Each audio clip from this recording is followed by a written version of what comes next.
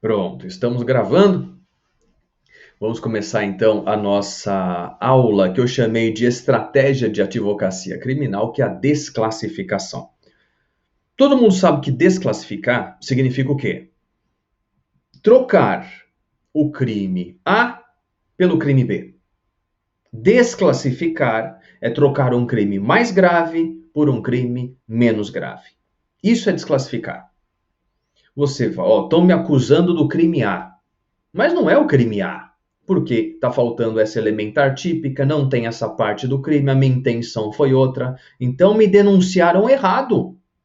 O juiz está me processando pelo crime errado. Então eu, como advogado, como advogada, eu vou falar para os caras, não é esse crime A não, é o crime B. Então eu venho requerer a desclassificação do crime X para o crime Y.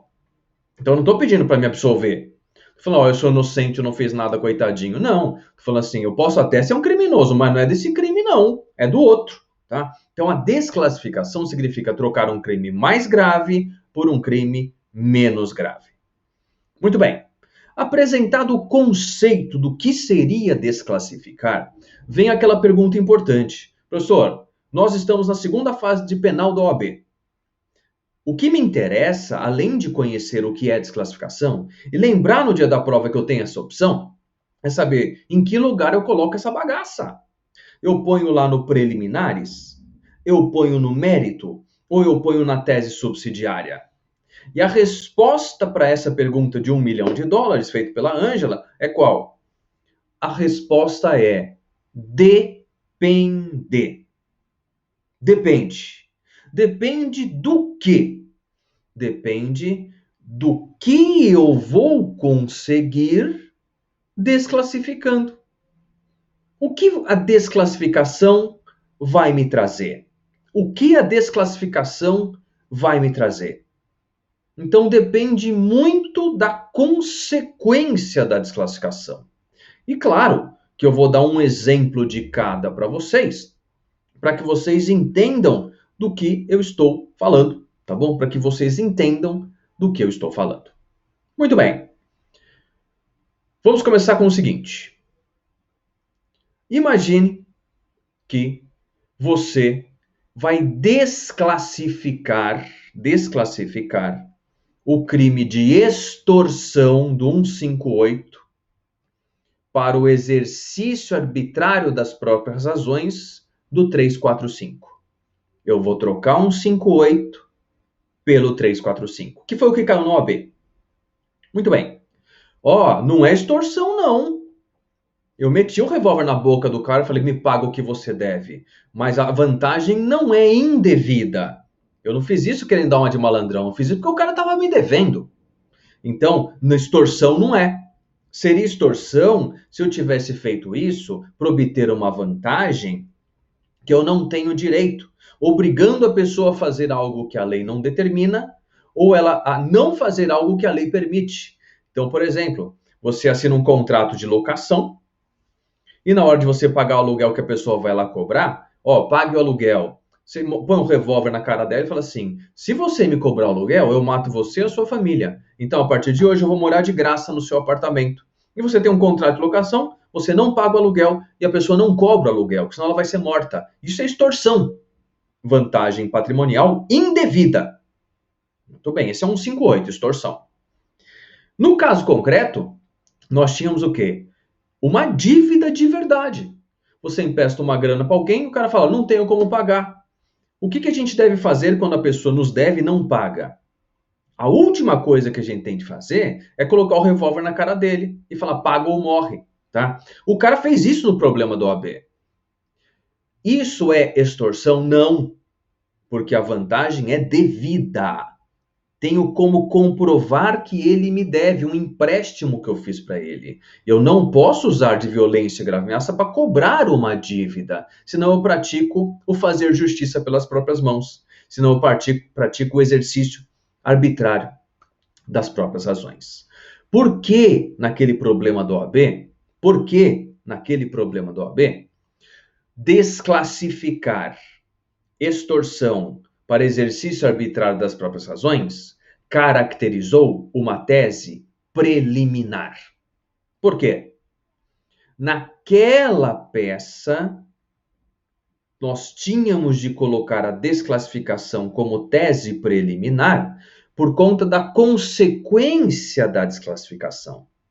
Qual é a consequência, professor, de trocar extorsão para exercício arbitrário das próprias razões?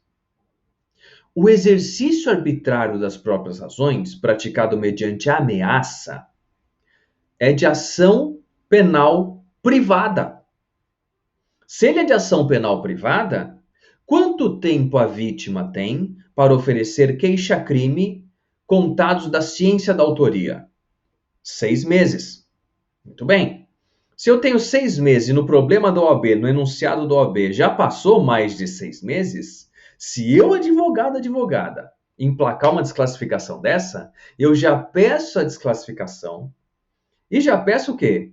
O reconhecimento da decadência do direito de queixa, porque já passou, e a consequente extinção da punibilidade pela decadência, artigo 107.4 do Código Penal. Olha que genial, que sacada, que advogado, né? O cara consegue, brincando de desclassificar, trocar o crime A para o crime B, a extinção da punibilidade do cliente. Então, tanto faz se ele praticou o crime mesmo. Não teve queixa-crime, 6 meses depois da ciência da autoria. Pau! O processo implode. Por quê? Por conta da decadência. O direito que eu tenho de oferecer queixa tem um prazo. Esse prazo é decadencial de 6 meses. Se eu não exercer este direito dentro de 6 meses, eu perco esse direito para sempre. E o nome disso é decadência do direito de queixa. Tranquilos? Muito bem. Seria a mesma coisa. Seria, olha o que eu vou falar agora, hein? Vai ver, vai que a gente acerta o que vai cair na prova. Seria a mesma coisa de desclassificar uma tentativa de homicídio para uma ameaça. Claro que são exemplos toscos. Como é extorsão, exercício arbitrário das próprias razões? Porque a OAB tem que inventar uma mentirinha lá para você poder trabalhar, tá? Então, vamos lá. Imagina uma tentativa de lesão corporal. Olha, não vem, senão eu quebro a sua cara, hein? Tá? Então, uma tentativa de lesão corporal, que você vai falar assim, não, isso não é uma tentativa de lesão corporal, isso é uma ameaça. Então, o que eu vou fazer? Eu vou desclassificar da lesão para o crime de ameaça do 147 do Código Penal. Por quê? Porque se eu desloco para uma simples ameaça, a ameaça é um crime de ação pública, é verdade, porém, condicionado à representação do ofendido. Quanto tempo a vítima tem para chegar na delegacia, no Ministério Público ou no juiz e falar, quero representar? Quanto tempo ela tem? 6 meses. 6 meses é o prazo que a vítima tem contados da ciência da autoria para apresentar a representação do ofendido.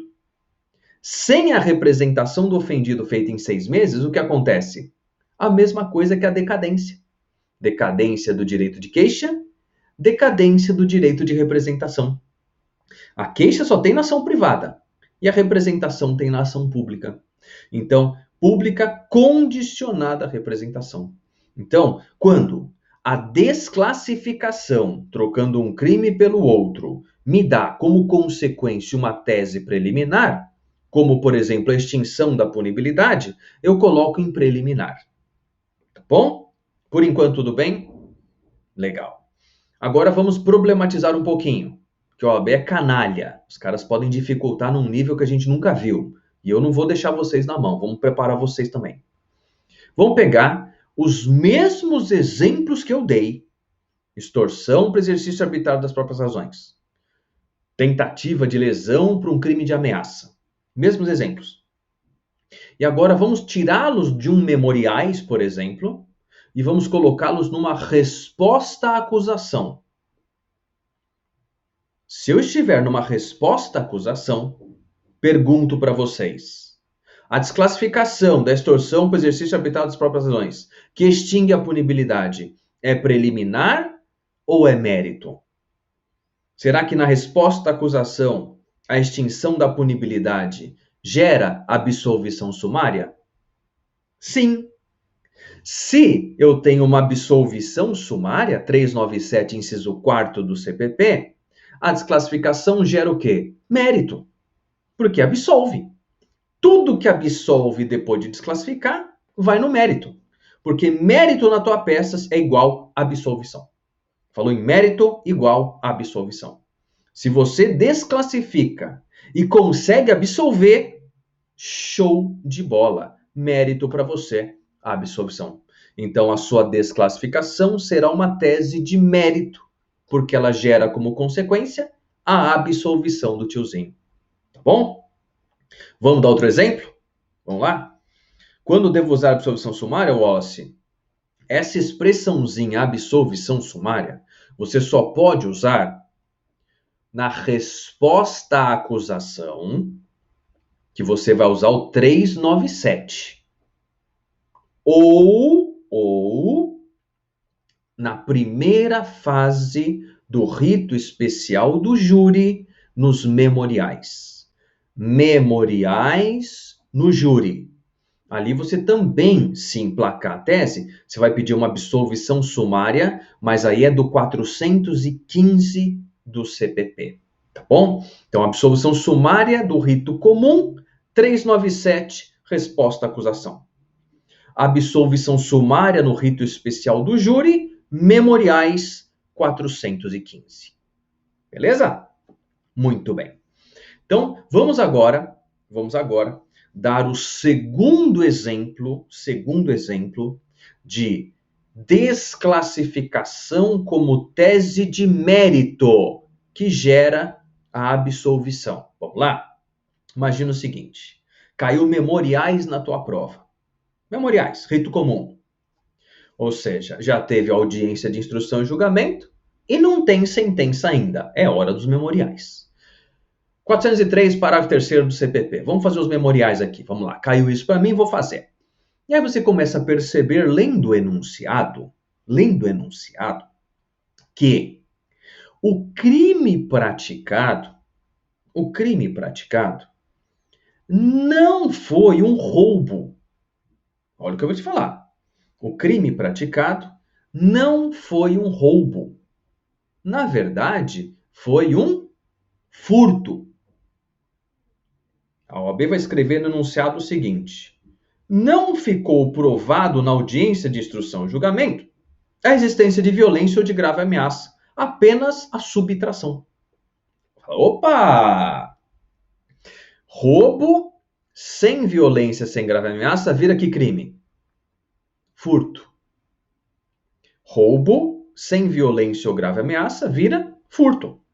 Furtinho, 155. O roubo é 157. O roubo é mais grave que o furto, por quê? Que para pegar teu patrimônio o cara usa violência ou grave ameaça. Passa a grana, passa o relógio, passa o celular, berro no peito, faca no pescoço. Isso é roubo, tá? Agora, se eu espero não ter ninguém olhando, vou lá e pego, mãozinha leve, furto, tá? Então, o furto é muito menos grave do que o roubo, justamente porque não tem nem violência, nem grave ameaça. Todo mundo consegue enxergar que o roubo sem violência, sem grave ameaça, vira furto? Tranquilos? Estão acompanhando o raciocínio? Legal. Muito bem. Claro que vocês já estão estudando há um tempão aí, a gente já está entrando na 6ª semana, então vocês já estão craques em algumas coisas, por isso que eu vou direto para o que interessa, para o filé mignon da matéria. Muito bem, então vamos pegar esse exemplo de desclassificar o roubo do 157 para o furto do 155, porque não ficou comprovado nem violência, nem grave ameaça. E daí, professor? Essa desclassificação de roubo para furto pode gerar absolvição? Se a subtração está comprovada? Se furto é crime? Pode gerar absolvição? Aí eu te respondo, no contexto certo pode.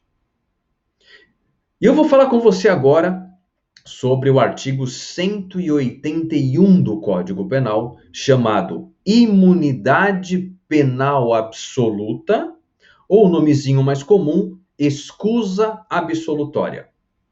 Vocês leram a escusa absolutória? Isso, o Marcelão já colocou aí, ó, escusa absolutória. Artigo 181, parágrafo 181 do Código Penal. 181 do Código Penal é escusa absolutória. Baita tese para tua prova, hein? A escusa absolutória, ela só vale para crimes contra o patrimônio que eu pedi para você ler essa semana.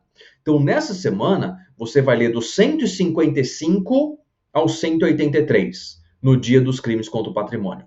E lá no finalzinho, 181, 182 e 183, você vai descobrir o universo dessas escusas absolutórias, que é uma baita tese, gente.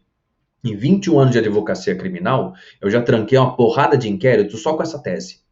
Por quê? Porque olha o que diz essa tese. Ela diz o seguinte: crimes contra o patrimônio praticados entre cônjuges não é crime se não tiver violência ou grave ameaça. Olha que insanidade do nosso legislador. Crimes entre cônjuges contra o patrimônio não será crime se não tiver violência nem grave ameaça. O que esse artigo 181 está dizendo para a gente é que mulher pode furtar marido, marido pode furtar mulher. Podemos ter estelionato, um aplicando golpe no outro. Receptação, apropriação indébita. Crimes contra o patrimônio que não tem nem violência nem grave ameaça. O Estado, por razões de política criminal, disse: eu não vou me meter nessa treta patrimonial de vocês. Você que entre lá no civil com uma ação de indenização porque o outro pegou o que era teu. É uma questão civil, não é uma questão penal. Por escolha do nosso legislador de 1984.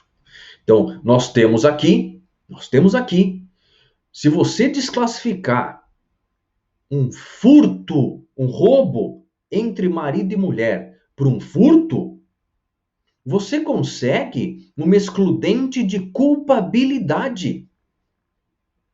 Para ser crime, tem que ser típico, ilícito e culpável. Olha a caixinha do culpável aqui.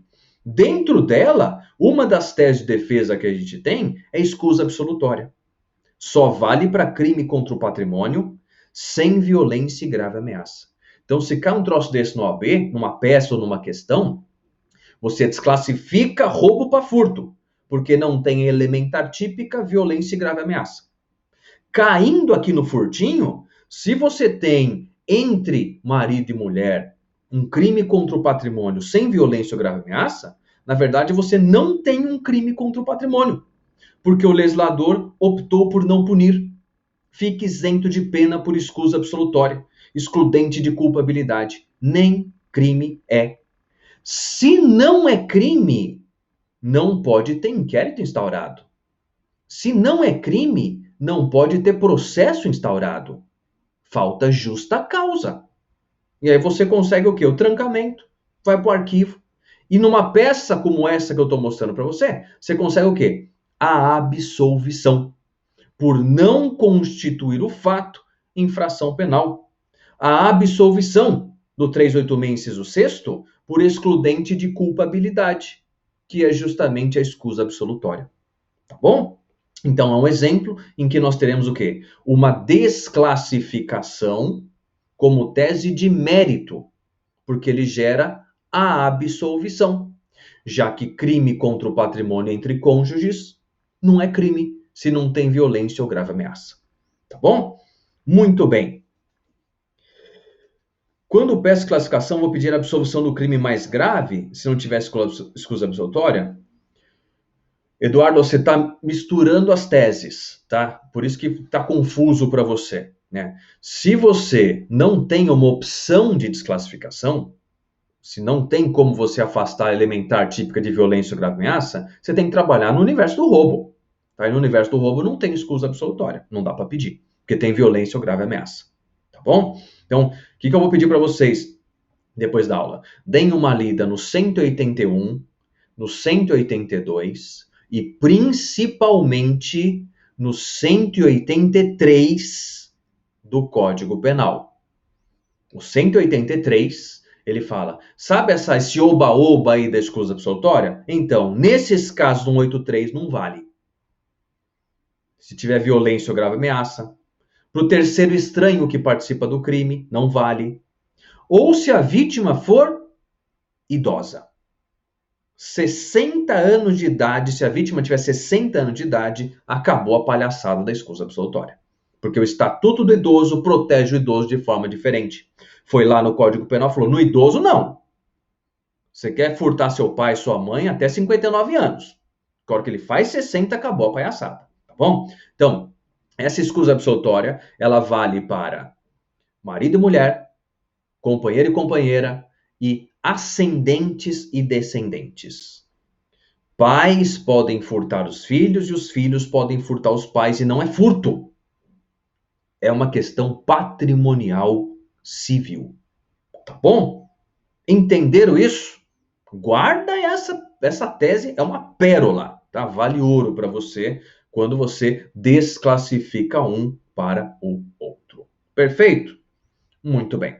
Então, já expliquei para vocês desclassificação como tese preliminar, porque a consequência é uma preliminar, uma extinção da punibilidade numa outra peça, por exemplo.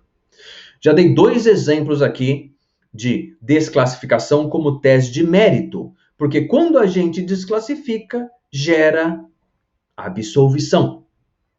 E agora, claro, vamos dar o exemplo da terceira possibilidade, que é a desclassificação nas chamadas teses subsidiárias. Desclassificação como tese subsidiária. Vamos lá.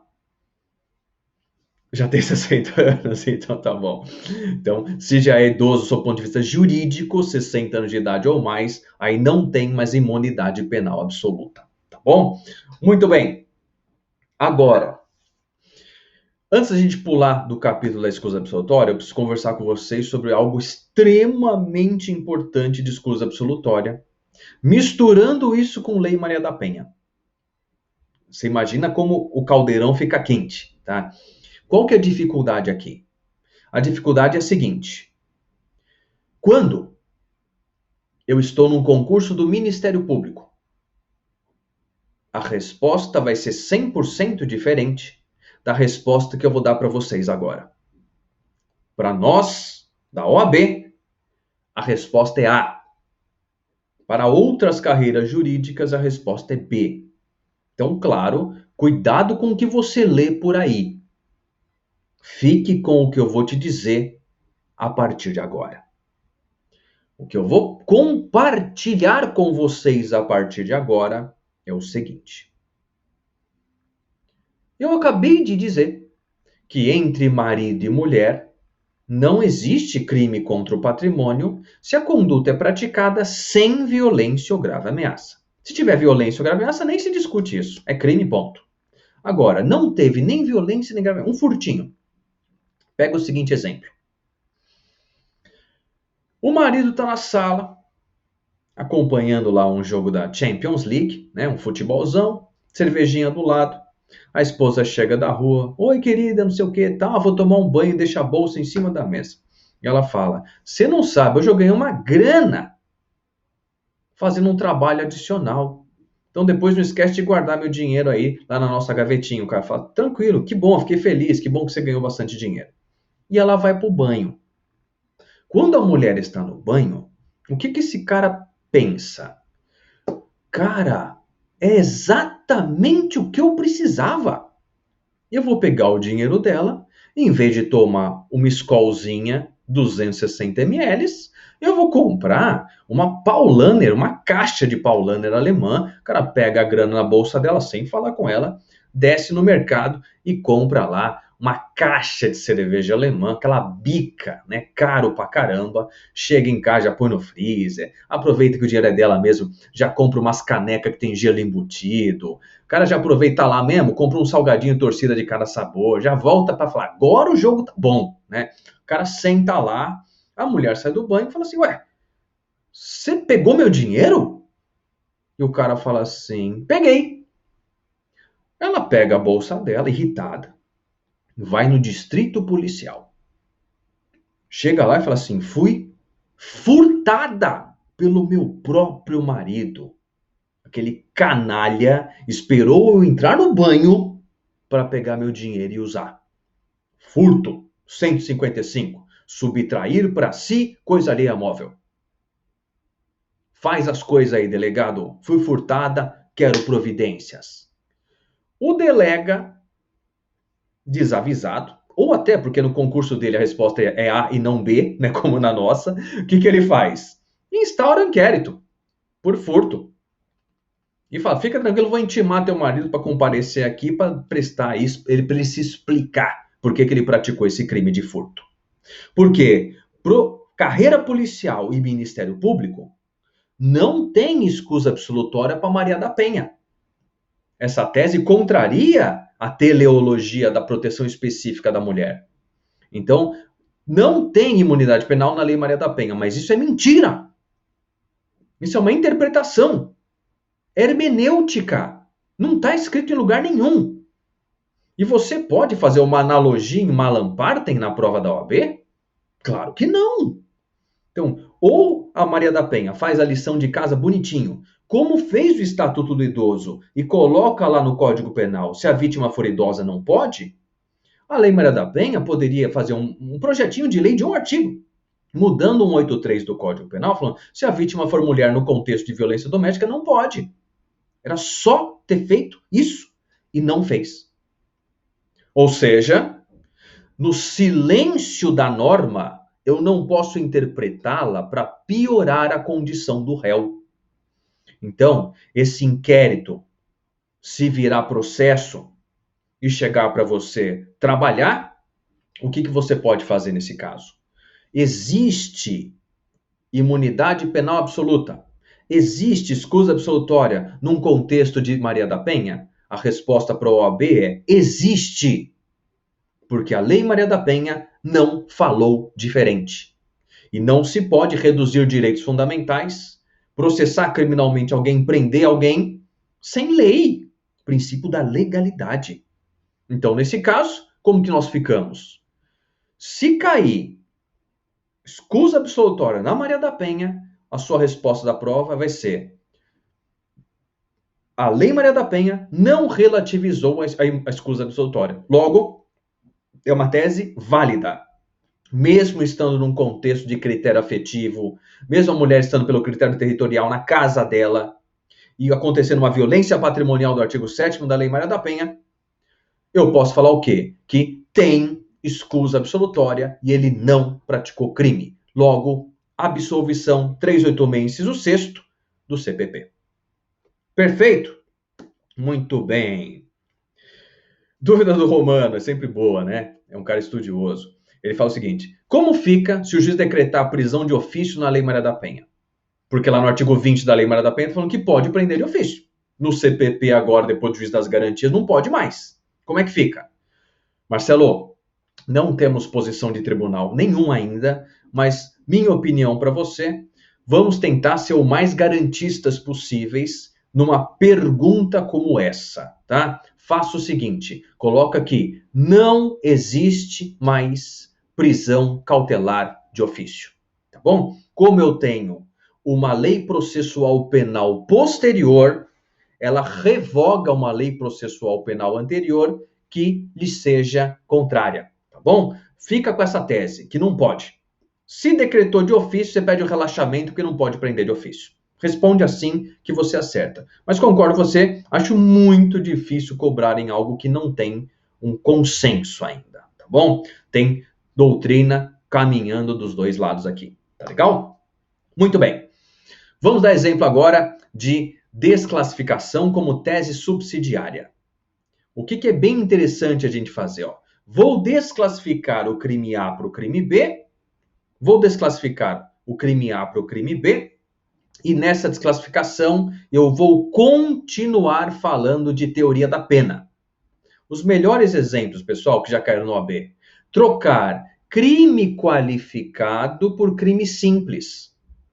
Se você trocar um homicídio qualificado por um homicídio simples, você consegue o quê? Vantagens em relação à pena.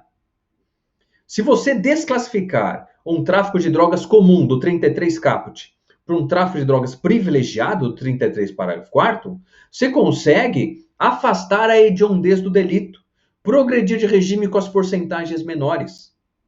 Se você conseguir trocar uma associação criminosa, uma milícia privada, por uma associação para o tráfico, também não é hediondo. E por aí vai, tá? Então, também é possível que você consiga benefícios penais, uma pena menor, regime aberto, trocando um crime qualificado por um crime simples, afastando uma causa de aumento de pena e ficando no simples. Então, estamos trabalhando no contexto de teses subsidiárias. Professor, como eu sei que eu estou trabalhando com tese subsidiária? Tese subsidiária tem a ver com condenação. O seu cliente vai tomar pau, ele vai ser condenado. Isso acontece. Só que o seu trabalho é não deixar ele ir para a cadeia.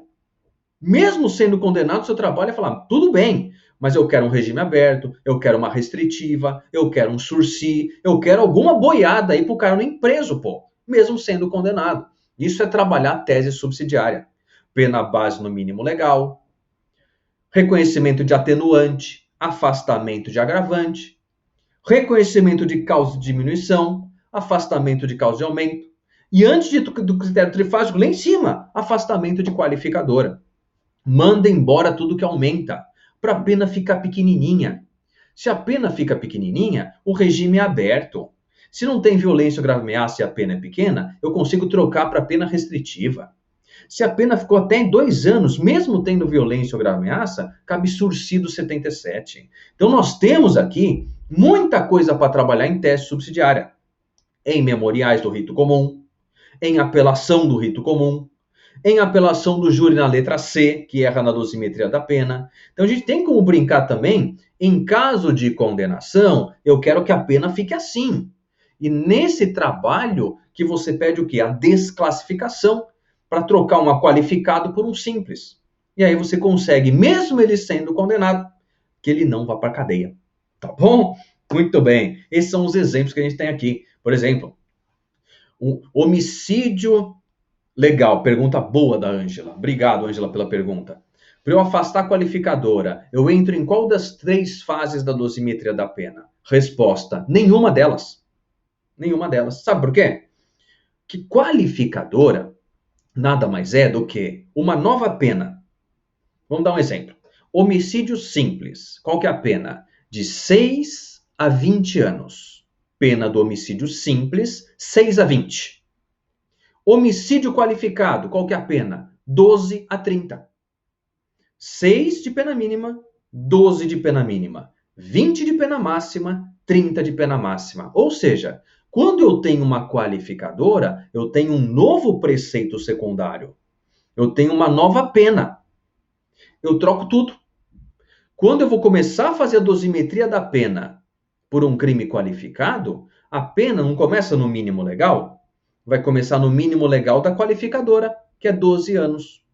Se fosse um homicídio simples, a pena no mínimo legal que a gente vai começar, 6 aninhos, tá bom? Então a qualificadora ela vem lá em cima, antes mesmo de eu começar a fazer o critério trifásico. O patamar de pena qualificado é que vai ser trabalhado na dosimetria. O patamar de pena simples é o que vai ser trabalhado na dosimetria. Por isso, quando você quer melhorar a vida do teu cliente, mesmo ele sendo condenado, antes de qualquer coisa, afaste a qualificadora. Porque você tira uma pena grande, deixa uma pena pequenininha. Voltou o áudio? Beleza. Então, você tira uma qualificadora que tem uma pena alta, deixa uma pena pequenininha do caput, e aí você começa a fazer os três fases do critério. Tá bom? Tranquilos? Entenderam? Muito bem. Então, isso, Wallace, sempre que a gente fala em tese subsidiária, a gente está falando de condenação. Sempre, sempre, tá bom? O Eduardo pergunta, eu vou considerar a pena sem qualificadora para dosimetria? Sim, porque essa é uma das respostas do gabarito do OAB. Afastamento da qualificadora X. E aí você cai no simples. E aí você faz a dosimetria da pena no simples, tá bom? Agora, um jeito fácil para vocês não errarem mais. Não tem como errar com a dica que eu vou dar agora, se você escreve na preliminar, no mérito ou na tese subsidiária. Não tem como errar. Escreve assim no seu caderno. Mérito, igual absolvição. Mérito igual absolvição. Então, a hora que você achar como absolver o cara é mérito. Seja 397, absolvição sumária do rito comum. 415, absolvição sumária no júri. 386, absolvição própria de memoriais no rito comum de apelação, de revisão criminal. E a revisão criminal, além do 386, ainda tem o 626. Só tem 4 artiguinhos. E você, na nossa aula de marcação de VAT, pintou esses 4 artiguinhos de roxo. Tranquilo? Muito bem. Então tá lá, os seus absolvição igual mérito. Então esquece, isso já está fechado. O que sobra para a gente estudar agora? O que é tese preliminar e o que é tese subsidiária? Isso, Ângela, não utilize a palavra sumária para o 386, tá bom? Porque o 386 não tem nada de sumário. O 386, ele só chega lá no final do processo. O sumário vem antes do final do processo, por isso tem o nomezinho sumário, tá? A absolvição sumária, antes da audiência. A absolvição sumária do júri, antes da pronúncia. Então, como ela veio antes da hora, ela é apressadinha, a gente chama de sumária, tá? O 386 é o basicão, o tradicionalzão. Na sentença, aí que a gente vai ter a absolvição que a gente chama de absolvição própria. Mas só chamar de absolvição sem colocar a palavrinha sumária. Aí já fica perfeito, tá bom? Muito bem. Essa aula vai até às 15 horas, tá? Então faltam 12 minutos para a gente encerrar a sala VIP. Vamos lá. Muito bem. Só para recapitular. Tese subsidiária, aquela lá de baixo. Tese subsidiária, tá? A tese subsidiária, que está lá embaixo, tem a ver, põe igual, o cliente será ou foi condenado. Coloca condenado bem grande. O cliente será ou foi condenado. Só quando você está trabalhando a quantidade de pena é que você está na tese subsidiária. Quantidade de pena, regime de cumprimento de pena, pena restritiva de direito, suspensão condicional da pena. Então, tudo tem a ver com pena, cana, condenação. Isso é tese subsidiária, tá bom?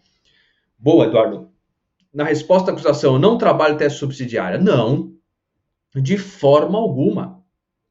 Por quê? Porque não é hora do juiz sentenciar e fazer dosimetria de pena, tá bom? Só vem depois da audiência. Em memoriais a gente faz, porque agora a gente já vem antes da sentença. Na apelação a gente faz, para reclamar da sentença do juiz. Mas na resposta à acusação, não. Por isso que a gente para no mérito. Preliminar e mérito. Fica um grande vazio aqui, sem nenhuma tese subsidiária em resposta à acusação, porque a gente não pode falar de pena ainda. Tá bom? Muito bem. Ótimas perguntas de vocês. Excelentes, tá? Isso mostra que vocês estão estudando. Vocês estão chegando ali naqueles detalhes de quem já tem uma noção e já consegue, tá? Isso é muito importante. Se eu colocar tese subsidiária na resposta à acusação, quantos pontos eu perderia? Marcelo, eu já vi isso acontecer várias vezes. Eu posso falar para você que eles tiram de 30% a 40% da nota da peça. Escrevem assim, o aluno não entendeu o que está fazendo, tá? Então, é muito ponto. Então, é um trauma gostoso até de você lembrar na hora da prova, falar assim, Deus me livre, caiu resposta à acusação para mim, eu não vou nem pensar em pena. Que isso? Pensar que meu cliente vai ser condenado antes da audiência não faz sentido. Que pessimismo é esse, tá? Então, deixa para lá, tá? Eu vou só cuidar aqui de desclassificação, de incompetência do juízo, de rejeição de denúncia e de absolver sumariamente meu cliente. Só. RA é só para isso, tá bom? É mais fácil, porque não tem o 2.3 lá das teses subsidiárias. Maravilha? Exato. Nem audiência teve. Isso é o sonho de todo advogado. O cliente lhe é denunciado, vai no teu escritório, te contrata, e quando ele te contrata, você faz um contrato de honorários, ele paga teus honorários, você faz a resposta à acusação, o cara é absolvido sumariamente, acabou teu trabalho, dinheiro no bolso. nem audiência você fez. Você resolve o problema do cara com uma peça. Bom, não é? Opa, maravilha, né? Muito bem. Contra-razões, o Marcelo falando, é muito fácil também, facílimo. Por quê? Porque se já tem as razões do MP, você só tem que bater no que o carinha disse, tá? Bem tranquilo também, bem tranquilo. Vamos lá. Quando esquece tese de mérito, só lembra quando estiver nas subsidiárias. Dá ruim? Wellington, eu já vi algumas porquices de prova, mas pelo menos computaram os pontos do cara, tá bom? Ele colocou lá uma janelinha, como se tivesse colocado que ele esqueceu, tá? Com um asterisco bem grande. E no final ele colocou o asterisco e colocou lá a absolvição, a tese dele. E ganhou no recurso, tá? Ganhou no recurso. Ficou porco, ficou tosco, mas é melhor colocar o que você achou para ser pontuado do que não pôr, tá bom? Ah, esqueci, deixa pra lá. Não, meu, vai pro pau, a advocacia é briga, tá bom? Muito bem. Isso, Ângela. Ângela tá voando, né? Por isso que é importante o esqueletinho, né? No rascunho. Você coloca lá, end de endereçamento. Para quem que eu vou peticionar? Tem processo número? No preâmbulo, qual que é o nome da peça e o fundamento legal? Fatos, direito e pedido. No direito, o que que tem aqui nessa peça?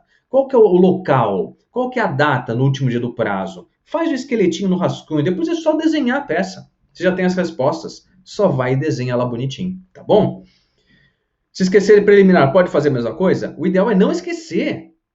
Vocês estão treinando para não esquecer. Então, não fala para o seu cérebro que se eu vou esquecer. Não tem o plano B de esquecimento. Esquece. Fala, isso não é uma opção. É esse nível de segurança que eu preciso de vocês, tá? Então, pode parar. Professor, quando eu errar uma palavra, eu risco como proceder? Wallace, ótima pergunta. Escreveu errado? Coloca a palavra que você escreveu errado entre parênteses e passa um risco no meio dela, como se fosse um taxado, tá? Entre parênteses, risca e escreve do lado da palavra do jeito certo. Aí fica lindo, limpo a sua prova e você mostrou que você tem conhecimento, tá? Fica lindo assim, o examinador até gosta, tá? Porque se você só risca, não fica tão identificado que aquele serzinho esquisito é um erro. Isso é uma técnica que a gente usa muito em revisão técnica, revisão ortográfica, revisão específica, que você coloca dessa forma, tá? E põe assim, tá bom? Não, no edital não tem isso, não tem isso. Isso é só uma forma de você construir essa rasura, tá bom? Se você falar, não quero por parênteses, coloca um X, não quero por X, coloca um risquinho. O cara tem 1000 provas corrigir uma semana. Ele não vai ficar pegando pelinho em ovo. Ele vai fazer correção para espelhamento, tá? Ou tá lá ou não tá. Então, não se preocupem com esse nível de detalhamento, tá bom? Muito bem. Algumas pessoas colocam assim, digo isso, tá? Eu não acho que é uma boa técnica, porque o cara corrige a prova correndo, pode ser que ele só leia o errado. Então, eu prefiro riscar, tá? Eu risco a palavra de qualquer jeito, tá bom?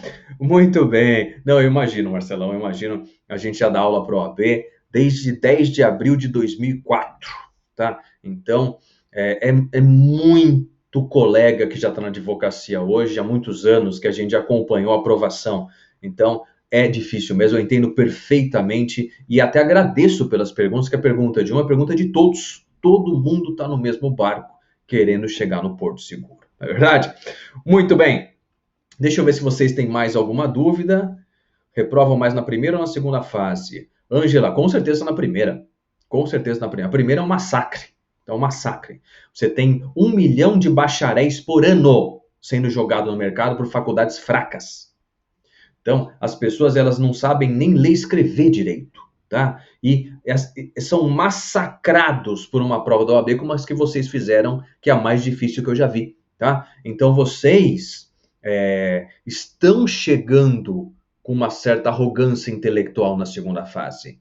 E os caras estão precisando desesperadamente de advogados, porque não tem exame há um tempão. Por isso que eu entendo que a OAB, depois de passar tanta vergonha anulando questão na primeira fase, uma vergonha, talvez a prova da FGV ela venha básica, padrão, tá? Como os simulados fáceis que nós fazemos. É o que a gente está esperando, tá bom? Muito bem. O Marcelo tá zoando aí. Gente, pode aparecer de tudo. Não fiquem especulando. Direcionem o tempo de vocês pro Vademecum. Para olhar lei, para olhar súmula. Para treinar peça, para assistir aula. Ai, não aguento mais ver isso. Vê de novo. Meu braço já tá doendo. Faz doer mais. Meu olho tá ardendo. Deixa cair o olho, tá? Então, é hora. Tamo lá, ó. Semana 6, 7, 8. Semana 6, 7, 8. Para você virar advogado, tá? Então não é hora de ficar afrouxando, não. É aquela hora para quem gosta de corrida, que já terminou a subida da Brigadeiro e virou a esquina da Paulista. É hora de correr, tá? É hora de se presentear com uma energia que você não tem, construída se imaginando assinando o contrato de honorários da Lava Jato, tá bom? Então essa que é a nossa cenourinha que está lá na frente, eu quero que vocês pensem nisso. Como e quanto vocês vão ajudar as pessoas que vocês gostam sendo bem-sucedidos, tá? Então é isso que a gente deseja para todos vocês. Dúvida do Wallace? Professor, quando o cliente já tiver condenado, a pena já está baixa, no mínimo possível, no recurso eu ainda faço a dosimetria? Wallace, se a pena já está no mínimo legal, não tem o que fazer, cara. Salvo, presta atenção agora, salvo se você identifica uma tese de privilégio, que o privilégio pode levar a pena para baixo do mínimo legal, como, por exemplo, um tráfico privilegiado de drogas. O juiz não reconheceu o privilégio do 33, parágrafo 4º.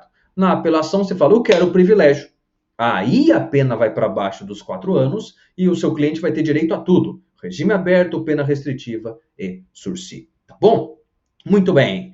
Então é isso. Excelente bate-papo. Pode usar o juízo no endereçamento? Pode, Wellington. As duas formas precisam ser aceitas. Tá bom? Não tem melhor regime do que aberto. O que tem melhor é pena de prisão com regime aberto ser trocado por restritivo ou por sursi. O benefício é melhor que o regime aberto. Tá bom? Falta de laudo definitivo da constatação de drogas. Adimar, você vai lá no 564, falta de fórmula essencial ao ato, e usa lá os artigos 50 para frente da lei de drogas que falam sobre isso, tá bom? Então, essa é a resposta, tá bom? Que bom, Angela, que bom, fico feliz. Então é isso, terminamos aqui. Acho que todos vocês ganharam pontinhos importantes aí para fazer essa prova. Estou acreditando fielmente que vai cair escusa absolutória em Lei Maria da Penha. E agora, vocês, 16, vão acertar, tá bom? Muito bem, então é isso. Obrigado pela presença na nossa sala super VIP, só a gente batendo esse papo. Espero reencontrá-los aí na aula de sexta-feira. Sexta-feira tem aula de laboratório das 14 às 17. 14 às 17 na sexta-feira eu vou trabalhar com vocês informações sobre habeas corpus, recurso especial, recurso extraordinário e ROC, recurso ordinário constitucional. Vamos esqueletar essas peças, dar umas dicas facinhas para vocês ficarem cada vez mais perto da aprovação. Valeu, galera. Fiquem com Deus. Um excelente final de tarde. Boa noite a todos. E a gente se vê aí durante a semana. Tem dúvida? Manda para mim, tá bom? Valeu. Vou parar de salvar, terminar a gravação.